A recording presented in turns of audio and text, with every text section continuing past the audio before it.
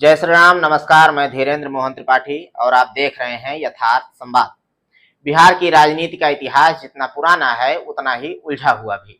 यहाँ मुद्दों से ज्यादा जातियों का गणित चलता है। यहाँ जनता की उम्मीदें और नेताओं की चालाकियां दोनों साथ साथ चलती हैं।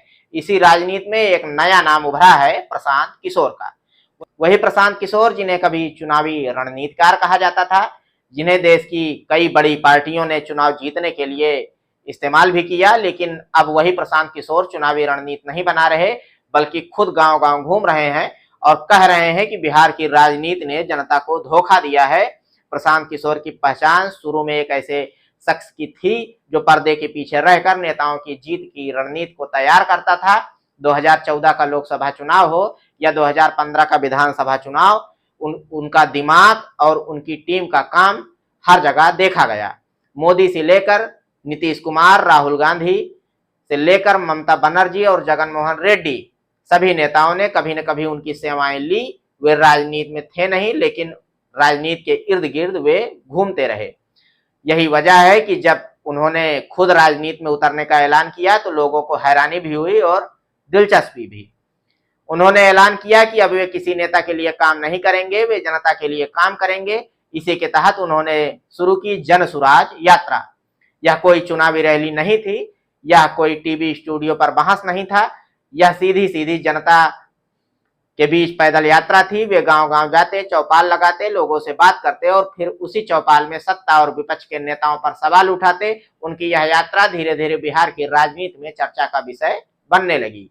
लोगों ने देखना शुरू किया कि कोई आदमी बिना संगठन के, बिना किसी पद के, बिना किसी बड़ी पार्टी के, बिना किसी ऊंचे ऊंचे झंडे के गांव में आता है और नेताओं पर ऐसे आरोप लगाता है जिन पर आम लोग तो आपस में चाय की दुकान पर ही चर्चा करते हैं, लेकिन मंच से कोई खुलकर कहता नहीं। यही वजह थी कि प्रशांत किशोर की बातें सीधे जनता के बीच असर करने लगी। उन्होंने नीतीश कुमार पर सबसे पहले वार किया। नीतीश कुमार जो कभी सुशासन बाबू कहलाए जाते थे, अब प्रशांत किशोर के निशाने पर थे। पीके ने कहा कि नीतीश कुमार ने बिहार की जनता को धोखा दिया है।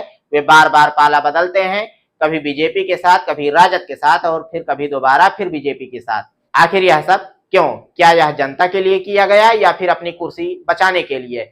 इस सवाल ने गांव के लोगों को सोचने पर मजबूर कर दिया, क्योंकि वे भी देख रहे थे कि गठबंधन बार बार बदल रहा है, लेकिन उनकी जिंदगी में कोई बदलाव नहीं आ रहा है। इसके बाद उन्होंने राजद और लालू परिवार को भी कटघरे में खड़ा किया। उन्होंने कहा कि राजद आज एक परिवार की पार्टी बनकर रह गई है। लालू यादव, रबड़ी देवी, तेजस्वी यादव, तेज प्रताप यादव सब सत्ता में हैं या सत्ता के आसपास हैं, लेकिन जनता को क्या मिला? बेरोजगार नौजवानों को नौकरी नहीं मिली, किसानों की हालत जस की तस रही, अस्पताल और स्कूल वैसे ही खस्ता हाल रहे। जनता से वादे किए गए लेकिन पूरे नहीं हुए। यह बात सुनकर लोग सिर हिलाते, क्योंकि उनकी अपनी जिंदगी का अनुभव भी यही रहा है। बीजेपी पर भी वे चुप नहीं रहे। उन्होंने कहा कि बीजेपी बिहार को सिर्फ वोट बैंक की तरह देखती है। बिहार से सांसद चुनकर जाते हैं, बिहार को वोट मिलता है, लेकिन दिल्ली से बिहार को कुछ नहीं मिलता। यहाँ उद्योग नहीं आते, बड़ी कंपनियां निवेश नहीं करती और युवाओं को रोजगार भी नहीं मिलता। बस मंदिर मस्जिद की राजनीति होती है और हर चुनाव में नए सपने दिखाए जाते हैं। जनता से यह बात छुपी नहीं थी।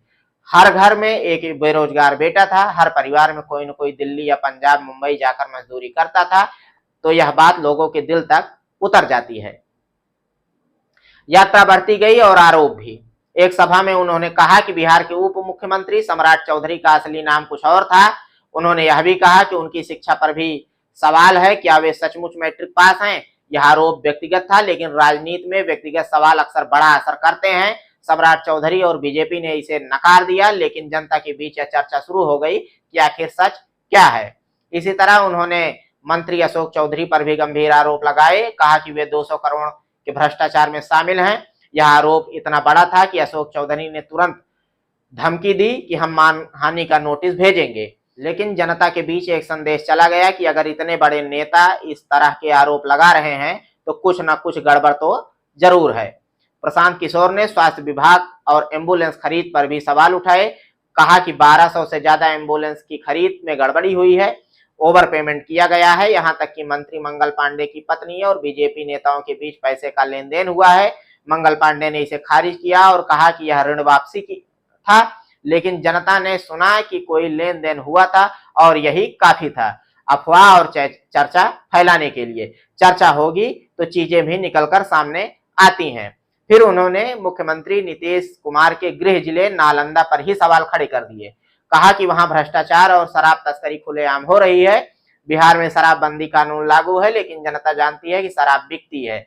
गांव में लोग मुस्कुराते हुए कहते हैं कि बड़े लोग भी इसमें शामिल हैं। जब पीके यह बात मंच से कहते हैं तो जनता को लगता है कि उनकी अपनी आवाजें कोई बोल रहा है। सबसे बड़ा हमला उन्होंने जात की राजनीति पर किया। उन्होंने कहा कि नीतीश कुमार की जाति राज्य की कुल आबादी में 3% से भी कम है, फिर भी वे बार बार मुख्यमंत्री बन जाते हैं, यह कैसे संभव है। उन्होंने कहा कि यह सिर्फ जात की राजनीति नहीं बल्कि सत्ता की भूख और जोड़ तोड़ की राजनीति है। यह बयान बिहार की राजनीति की जड़ पर चोट करता है, क्योंकि यहाँ हर चुनाव जात की गणना से शुरू होता है और जात की ही गिनती पर खत्म। राजद पर उन्होंने परिवारवाद का आरोप लगाया, बीजेपी पर वोट बैंक की राजनीति का और जेडीयू पर धोखा देने का। यानी उन्होंने सत्ता और विपक्ष दोनों को एक साथ कटघरे में खड़ा किया। यही उनकी ताकत बन गई, क्योंकि आमतौर पर नेता विपक्ष पर हमला करता है और अपनी पार्टी का बचाव करता है, लेकिन प्रशांत किशोर ने कहा कि सब दल एक जैसे हैं, सबने जनता को धोखा दिया है। गांव की चौपाल में भी यही बातें गूंजने लगी। लोग कहते सही कहता है, आदमी सब एक ही जैसे हैं। पत्रकारों के सवालों से बचने वाले नेता अब सफाई देते फिरने लगे हैं। कोई कहता है कि प्रशांत किशोर राजनीति नहीं समझते, कोई कहता है कि वे खुद भ्रष्ट हैं, कोई कहता है कि वे भी चुनाव लड़ने के लिए माहौल बना रहे हैं। लेकिन जनता के बीच उनकी बात सुनने वालों की संख्या धीरे धीरे बढ़ती जा रही है। एक तरफ मानहानि के नोटिस, दूसरी तरफ मीडिया बहस और तीसरी तरफ जनता की भीड़, यह सब मिलकर प्रशांत किशोर को बिहार की राजनीति का नया चेहरा बना रहे थे। बिहार की राजनीति का हाल कुछ ऐसा है जैसे किसी पुराने थिएटर में बार बार वही नाटक खेला जा रहा हो। कलाकार बदलते रहते हैं लेकिन कहानी वही रहती है। जनता हर बार उम्मीद लेकर आती है कि शायद इस बार कुछ नया होगा, लेकिन पर्दा गिरने के बाद वही निराशा हाथ लगती है। ऐसे माहौल में जब कोई व्यक्ति खड़ा होकर कहता है कि सब नेता आपको धोखा दे रहे हैं, तो वह बात सीधे दिलों को चीर देती है। यही प्रशांत किशोर आजकल कर रहे हैं। जब उन्होंने सम्राट चौधरी की पढ़ाई लिखाई पर सवाल किए, उनके नाम बदलने का मुद्दा उठाया, तो यह सिर्फ एक नेता पर हमला नहीं था, यह उस मानसिकता पर हमला था जिसमें बिहार के लोगों को यह मानने की आदत डाल दी गई है कि नेता जो भी कहे वही सही।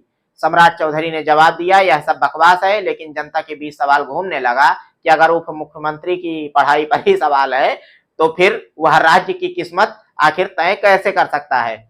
यह सवाल चाहे सही हो या गलत, लेकिन शक तो पैदा कर ही देता है, और राजनीति में शक ही सबसे बड़ा हथियार है। अशोक चौधरी पर भ्रष्टाचार का आरोप और फिर मानहानि का धमकी, यह घटना अपने आप में नया मोड़ थी। मानहानि की धमकी देकर नेताओं ने यह दिखाने की कोशिश की कि वे मजबूत हैं, लेकिन जनता ने इसे देखा कि आरोप शायद गहरे हैं, तभी तो इतना गुस्सा है। अदालत में मामला जाएगा या नहीं, साबित होगा या नहीं, यह सब जनता के लिए उतना जरूरी नहीं था। जनता को बस यह पता चल गया कि 200 करोड़ रुपए का मामला है और मंत्री का नाम जुड़ा है। यह सुनना ही काफी था उनकी नाराजगी बढ़ाने के लिए। एम्बुलेंस घोटाले का मामला और भी दिलचस्प था। एम्बुलेंस गरीब आदमी की जिंदगी से जुड़ा मसला है। किसी के घर में बीमारी हुई, दुर्घटना हुई, सबसे पहले लोग एम्बुलेंस को बुलाते हैं। अगर उसी सेवा में घोटाले हो जाएं तो यह सीधे लोगों की तकलीफों से खेलना है। जब प्रशांत किशोर ने कहा कि एम्बुलेंस खरीद में गड़बड़ी है, तो गांव का आदमी तुरंत समझ गया कि क्यों उसकी पुकार पर समय से एम्बुलेंस नहीं आती।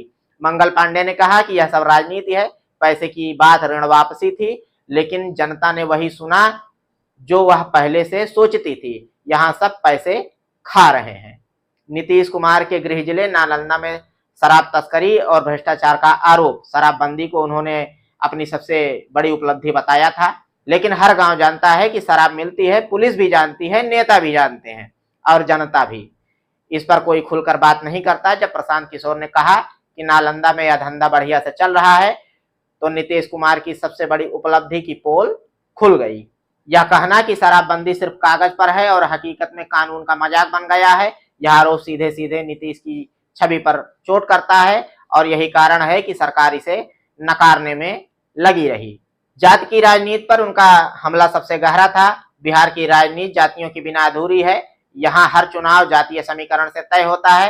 यादव किसे वोट देंगे, कुर्मी कहाँ जाएंगे, ब्राह्मण और राजपूत किस तरफ झुकेंगे, मुस्लिम वोट किसके पास जाएगा, इन्हीं सवालों से पूरी राजनीति तय होती है। ऐसे में जब प्रशांत किशोर कहते हैं कि नीतीश कुमार की जाति सिर्फ 3% है, फिर भी वे मुख्यमंत्री हैं, तो यह जातीय गणित की जड़ों को हिलाने वाला सवाल हो जाता है।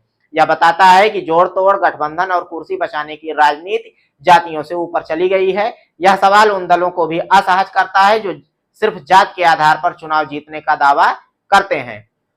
प्रशांत किशोर की यात्रा भी बढ़ती गई और भीड़ भी। हर गांव में सैकड़ों लोग इकट्ठा होने लगे। यह भीड़ चुनावी रैली जैसी तो नहीं थी जहां लोग बस देखने आते हैं, यह भीड़ सुनने आई थी, सवाल पूछने आई थी। लोग अपने गांवों की समस्याएं बताते और पीके उन्हें बड़े सवालों से जोड़ देते।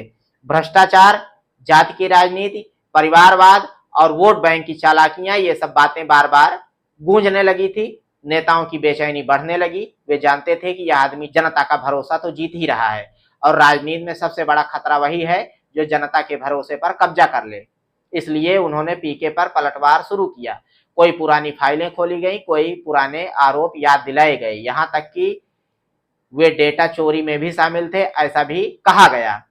यह राजनीति का अजीब खेल है। नेता सोचते हैं कि हमला करके किसी को खत्म कर देंगे, लेकिन कभी कभी यही हमला किसी और को बड़ा बना देता है। प्रशांत किशोर के साथ भी यही हुआ। जितना विरोध बढ़ा उतना ही वे चर्चा में आए। बिहार की राजनीति में एक शब्द है जो हर चुनाव में बार बार लौट कर आता है, जंगल राज। यह शब्द सिर्फ एक राजनीतिक नारा नहीं था, बल्कि पूरे दौर की पहचान बन गया था। 90 के दशक में जब लालू प्रसाद यादव सत्ता में थे, तब विपक्ष ने उनकी सरकार को लगातार जंगल राज कहना शुरू किया। समय बीतता गया, लेकिन यह शब्द आज भी बिहार की राजनीति में अस्थायी महत्व बना लिया है।